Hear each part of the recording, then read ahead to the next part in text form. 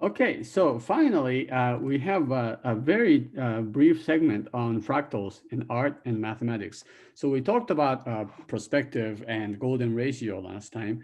Uh, the last topic we'll talk about in chapter 7 is back to music and I mean the mathematics and art. And in section 7.4, we have fractals, right? And we'll just maybe spend 5 minutes on this. Fractal is a pattern of art or a pattern you see in the nature characterized by, and you can describe this in one compound word, self-similarity. Okay. Now, some people have used this extensively in their artistic work, and even in music, you hear, and maybe like in poetry, people have tried to use fractals.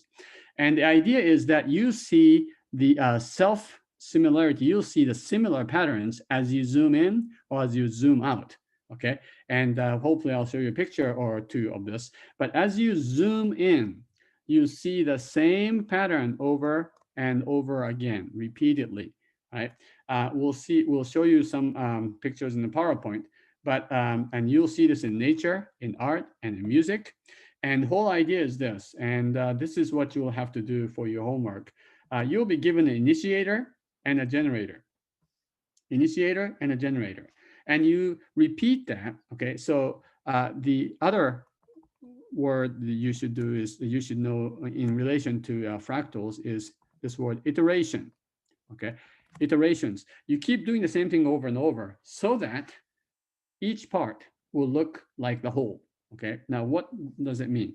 If this is the initiator, you start with a segment, and a generator is that that one edge or one end is going to grow two other branches, right? So this is the step one. Okay, the first step starts with a segment, and in the first step, two branches have grown from the end.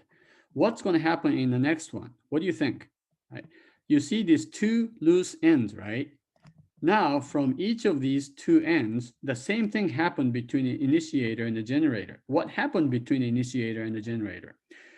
From the top end, two branches have branched off, right? So now you have two ends, and from each of these, two branches will come out. Okay, so this is step one or stage one. This is step two. Guess what happens in step three? Okay, so far you have this. Now you basically have now, so you had two ends here.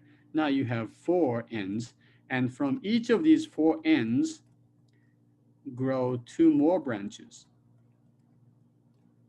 Okay, and so now what we have is at the end of this, you have this. You have 1, 2, 3, 4, 5, 6, 7, 8 ends, right? And in step 4, you are going to create two branches from each of these 8 branches, right? So this is what happens in stage 4 or step 4. You'll end up with 16 of these branch ends. Okay, so this step, I mean, these are the iterations, okay, to create what is called a fractal. So this is an example of fractal. You can do this more and more. And if you do this a lot more, then pretty soon you will start seeing what is called a fractal. So let me show you what they look like in the PowerPoint. Okay, so the fractals are seen in the broccoli, fern, coastline, art, music. What in the world are we talking about, right? So here you can see a self-similarity, right? So this is the broccoli, and if you focus on like just say this part or something, then you'll see this, which looks pretty much like that, right? So the idea is that you'll see the same pattern when you focus or when you zoom in, right? That is called a fractal. And there are lots of mathematical studies done about fractals, including its dimensions. So here's a snowflake. If you focus on like just a part of it, it'll look like the whole. Okay? You see lightning, you see that, and then if you just focus on this part here and then zoom it up, and then you can see the same kind of things. Here's a picture of a fern, and if you focus, and this is, by the way, not just a zoom picture, right? So when you see this, and then you'll see more branches. And if you just focus on this one little branch, okay, then you will see just like this bunch of these branches, coming out. And so that's what the fractal is.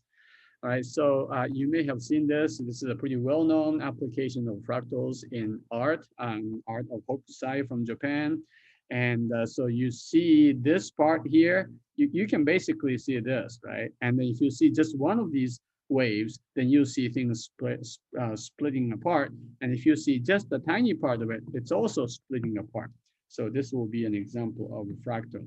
Um, Fractals in geometry or geography is also interesting because this is not something that man created, right? I mean, this is something that was just already there, all right? And so if you look at just a certain portion of it, maybe this part, then you'll see, again, something very similar to the entire picture.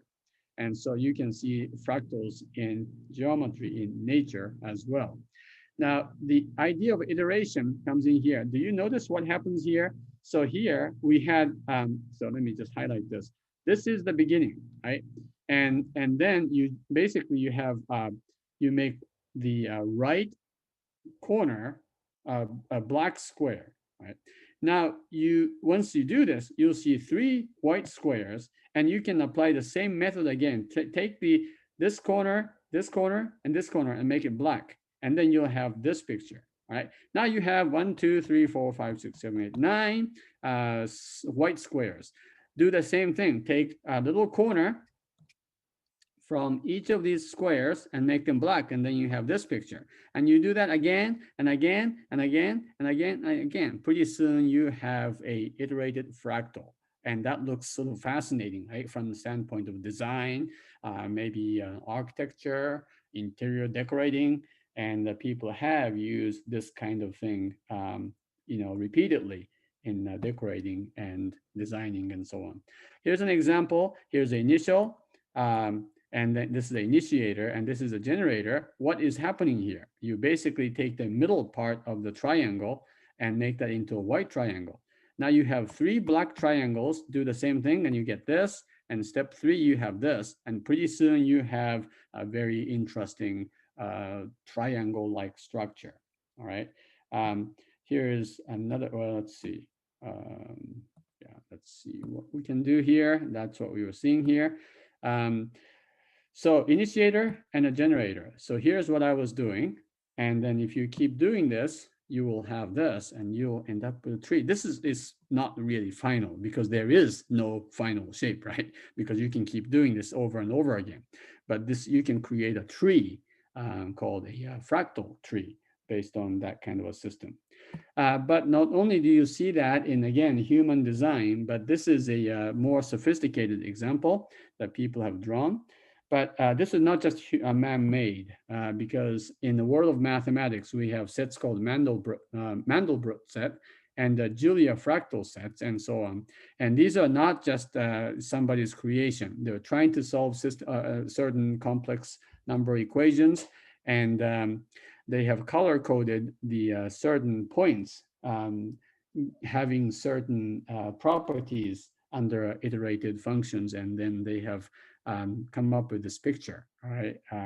So you can see fractals in many different places. And what's surprising is that people, especially the artists, have used technology to paint and draw completely artificial way to make it look like real, right? So this is a picture, and you see this in the textbook, but this is actually a picture designed totally by fractals and artificial kind of ways to draw a landscape, right? This looks like a landscape. It looks even like a photograph, but the whole thing was done by fractals and then colored and textured.